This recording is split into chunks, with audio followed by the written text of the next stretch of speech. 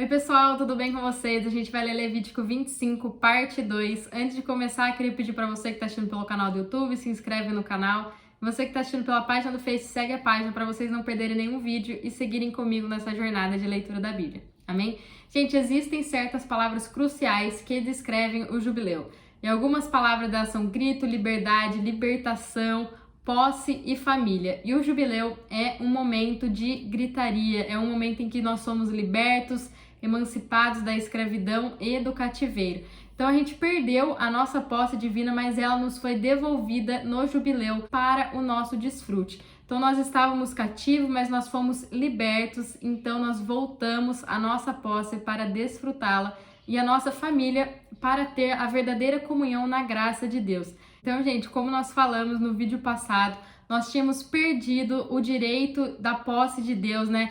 Apesar de Adão ter sido criado à imagem e semelhança de Deus, quando ele peca, ele começa a expressar a sua própria imagem, mas quando nós fomos salvos, né, quando chegou esse ano do jubileu, nós estávamos livres para retornar à nossa posse, para retornar à nossa família, para voltar à nossa condição original e expressar Deus novamente. Amém? O ano do jubileu também foi um ano sabático, por esse motivo que primeiro aqui em Levítico 25, que a gente já falou um pouco no vídeo passado, nos é revelado o ano sabático. O jubileu caía no 8º ano sabático, né? Um ano sabático realmente de completo descanso, libertação e alegria. Nesse ano de jubileu, todas as posses divinas foram novamente distribuídas de acordo com a economia de Deus.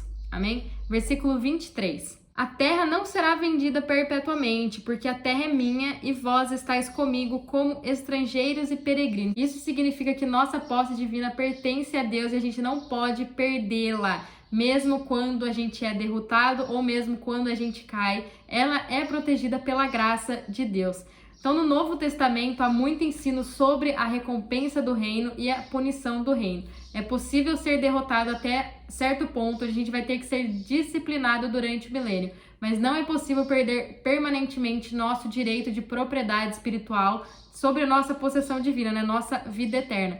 Após o milênio, né, as pessoas que foram disciplinadas, elas terão a sua posse divina legitimamente devolvida, especialmente no novo céu e na nova terra, a fim de desfrutar da bênção que é a Nova Jerusalém. Então, é uma virtude da graça de Deus, né, que nossa possessão divina nos será restaurada por toda a eternidade. Como eu disse, a gente não fez nada para nascer pecadores e a gente também não fez nada para ser salvo, a gente não fez nada para ganhar a vida eterna. Isso é graça de Deus, é um presente de Deus, é tudo dado por nada a quem nada merece. A palavra nos diz que Cristo morreu por nós, ele se sacrificou por nós quando nós ainda éramos pecadores. Então, tudo tem a ver com ele, ele que executou a nossa salvação. Crendo nele, a gente é salvo e ponto, não tem mais, a gente não perde, porque isso não tem a ver com o que a gente faz, mas isso tem a ver com o sacrifício dele. Amém? Portanto, em toda a terra em que tiverdes propriedade, dareis resgate à terra.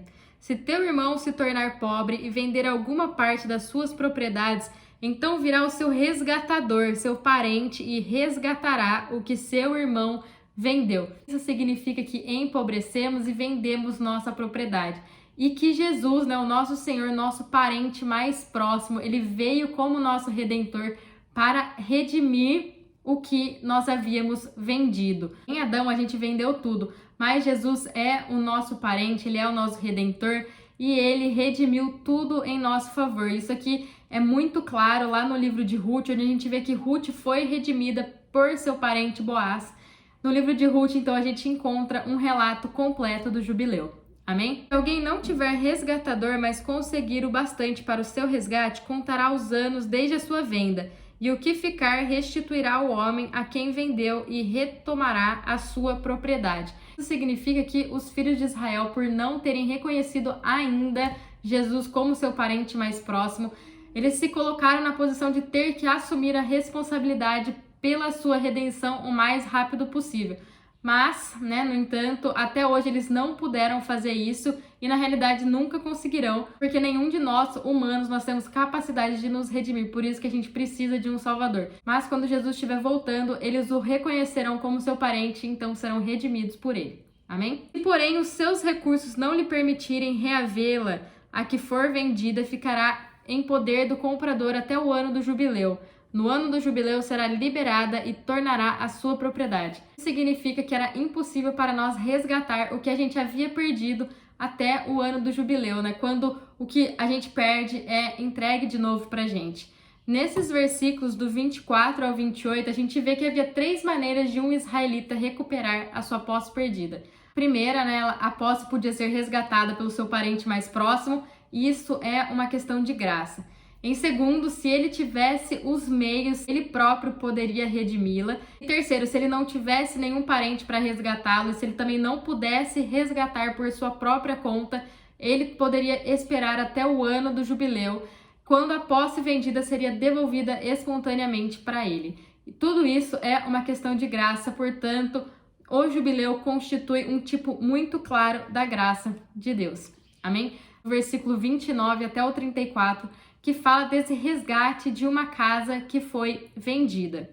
Se alguém vender uma casa de moradia em cidade murada, poderá resgatá-la dentro de 1 ano, a contar da sua venda. Durante 1 ano será lícito o seu resgate.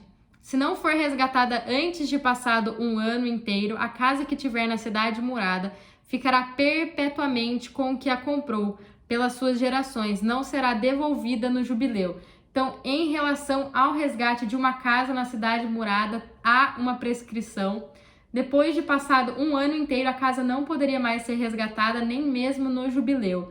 Portanto, embora a gente possa pensar que o jubileu pode trazer a restauração de todas as coisas, na realidade, aqui nessa casa murada há um limite de tempo. A casa murada da cidade é um tipo da vida da igreja. Então, a gente pode vender qualquer outra coisa, mas não podemos vender a vida da igreja. Se a gente vende essa vida, a gente tem um tempo limitado para recuperá-la, e mesmo o jubileu não pode nos ajudar nesse assunto. A alegria da vida da igreja pode ser restaurada no curto prazo, né, que é a era da graça de Deus, né, conforme indicado por esse período de 1 ano. Esse ano inteiro tipifica a era da igreja, a era que a gente está vivendo agora. Esse período que a gente está vivendo agora está entre a 69ª semana e a semana 70 da profecia de Daniel.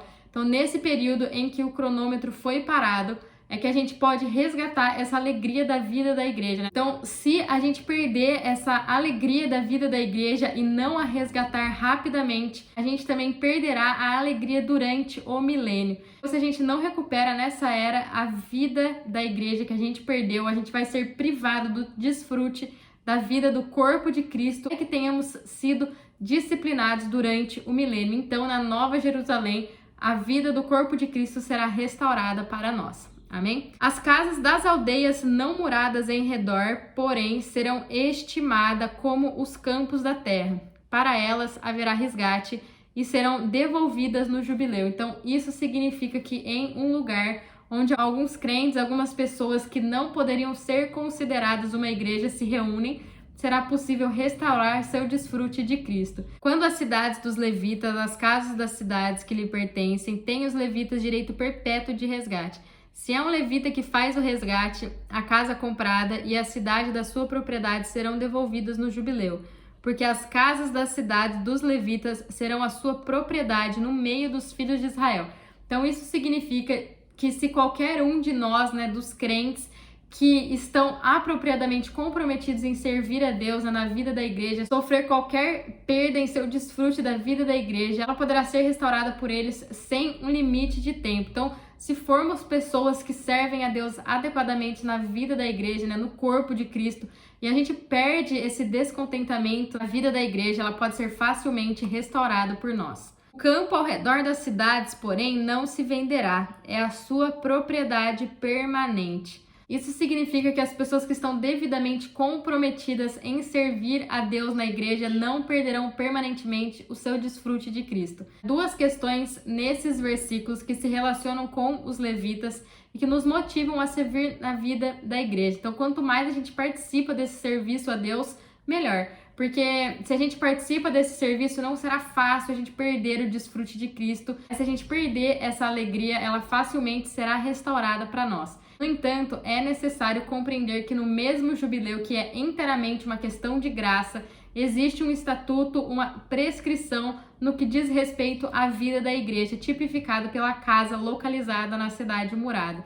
Então, se a gente perder essa vida de igreja, a gente deve resgatá-la dentro de um prazo estabelecido, que é esse prazo de 1 ano, que a gente já viu que esse 1 ano tipifica a era da graça que a gente está vivendo agora. Então, a gente tem até o tempo da era da graça para restaurar essa alegria da vida da igreja, essa alegria de estar no corpo de Cristo. Essas palavras constituem a proclamação do jubileu, mas ainda existe esse estatuto, nessa prescrição quanto à casa localizada na cidade murada. Então, se a gente perder essa casa, a gente perder a vida da igreja, a gente pode resgatá-la apenas dentro desse período de tempo limitado. Se durante esse tempo não redimirmos a vida da igreja que a gente perdeu, a gente também vai perdê-la na era por vir, na era do milênio, não na era da eternidade. E a vida da igreja só nos será devolvida depois desses 1000 anos, quando a gente tiver sido disciplinados, treinados, corrigidos e punidos a fim de ser purificados, preparados e aperfeiçoados para a era eterna. A gente presta bem atenção nisso, a gente não pode perder a vida da igreja eternamente, mas nós podemos perdê-la temporalmente durante os 1000 anos, durante o milênio de Cristo. Amém, gente? Isso tem que ficar muito claro, essa é a diferença de reino e salvação. Salvação a gente não perde porque não é baseada naquilo que a gente faz, mas é baseada no sacrifício de Jesus. Mas o reino a gente pode perder de participar desses 1000 anos e ter que ser disciplinado durante eles, porque a gente perdeu essa alegria de estar, na vida da igreja, a gente perdeu essa alegria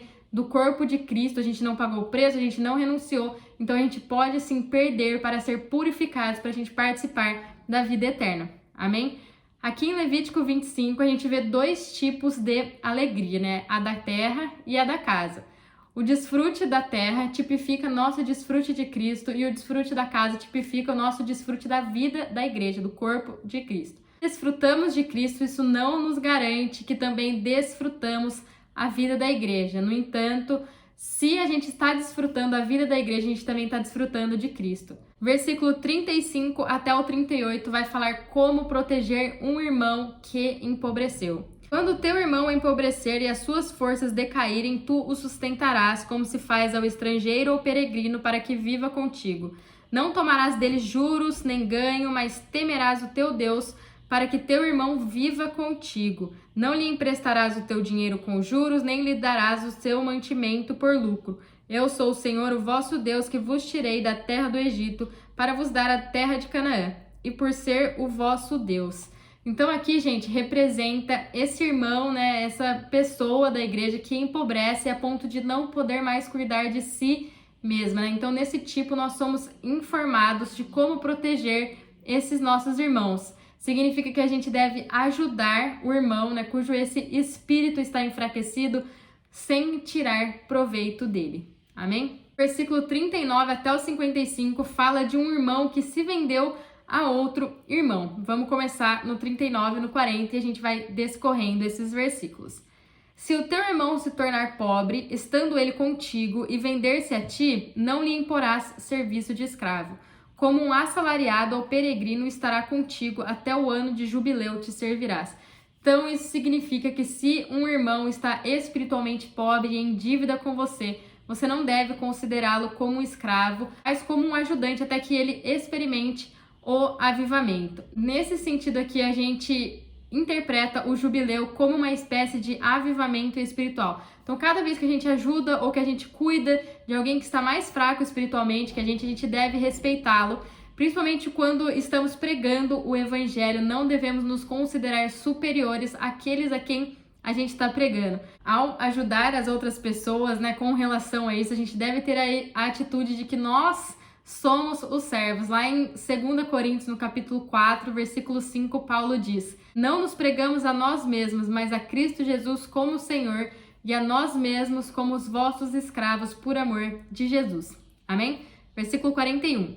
Então ele e seus filhos sairão da tua casa e tornarão a sua família e a propriedade de seus pais. Porque os israelitas são meus servos que tirei da terra do Egito. Não serão vendidos como se vendem os escravos. Na verdade, embora a gente não possa ajudar muito a esse irmão, mais novo ou mais fraco, O que a gente pode fazer é ajudá-lo a permanecer na igreja até que chegue, o jubileu, até que chegue esse avivamento. E esse avivamento trará a graça de Deus, que é rica e suficiente para ajudar as necessidades desse irmão. Porque a gente pode plantar, a gente pode regar, mas quem dá o crescimento, quem dá a vida é Deus. Em 1 Coríntios, no capítulo 3, versículos 6 e 7, Paulo diz: eu preguei, apóstolo regou, mas o crescimento foi dado por Deus. Portanto, nem o que planta é alguma coisa, nem o que rega, mas Deus que dá o crescimento. Amém? Não dominarás sobre eles com rigor, mas terás temor do seu Deus. Deixar de ser severo com o irmão que se vendeu significa que não devemos tratar severamente o irmão que tem uma dívida espiritual conosco. Quanto a teu servo ou tua serva que tiveres, serão das nações que estão ao redor de vós. Deles comprareis escravos e escravas. Também os comprareis dos filhos dos forasteiros que peregrinam entre vós, deles e das suas gerações que estiverem convosco, que tiverem gerado na vossa terra e vos serão por propriedade. Os deixareis por herança para vossos filhos depois de vós, a fim de que os possuam como propriedade perpétua. Os tereis como escravos, mas sobre vossos irmãos, os filhos de Israel, não dominareis com rigor. Aqui a gente vê que o povo de Deus ele tinha permissão para adquirir escravos e escravas de dentre as nações estrangeiras, os quais eles podiam considerar como sua possessão, mas eles não tinham permissão para tomar escravo dentre os próprios israelitas.